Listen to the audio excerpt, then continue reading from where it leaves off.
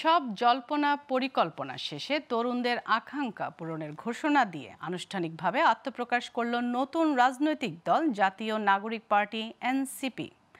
সন্ধ্যায় রাজধানীর মানিক মিয়া অ্যাভিনিউর 151 সদস্য বিশিষ্ট নতুন এ দলের নাম ঘোষণা করা হয়। শহীদ মোহাম্মদ ইসমাইল হাসান রাব্বির বোন মিম আক্তার দলটির নাম ঘোষণা করেন। এ সময় তিনি আহ্বায়ক হিসেবে নাহিদ ইসলাম এবং সদস্য সচিব পদে আক্তার হোসেনের নাম ঘোষণা করেন। বিকেল 4:15টার দিকে জুলাই অভ্যুত্থানের নেতৃত্বে দেয়া তরুণদের রাজনৈতিক দলের আত্মপ্রকাশ অনুষ্ঠান শুরু হয়। শুরুতে পবিত্র কোরআন তেলাওয়াত করা হয়। বিভিন্ন ধর্মগ্রন্থ থেকে পাঠের পর জাতীয় সঙ্গীত পরিবেশন করা হয়। এরপর জুলাই আগস্টে নিহতদের স্মরণে দাঁড়িয়ে 1 মিনিট নীরবতা পালনের পর নিজ নিজ ধর্ম মতে দোয়া করা হয়।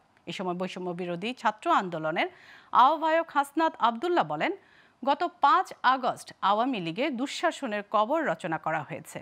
তিনি বলেন, আগামীতে সংসদে কে যাবে সেটা নির্ধারণ করবে বাংলাদেশের জনগণ, ভারত নয়।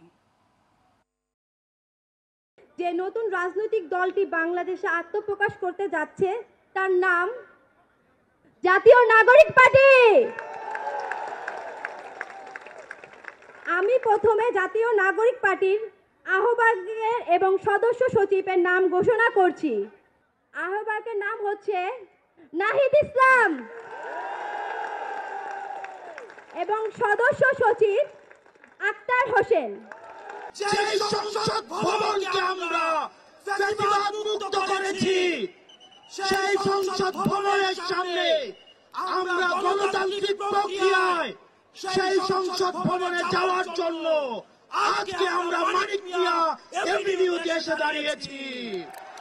আমরা বলতে চাই, এই গণভবনে কে যাবে সেটি নির্ধারিত হবে বাংলাদেশ থেকে, ভারত থেকে সেটি নির্ধারিত হবে না।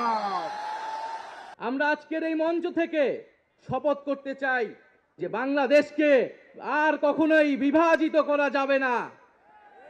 বাংলাদেশে ভারতপন্থী পাকিস্তানপন্থী কোনো রাজনৈতিক ঠাঁই হবে না।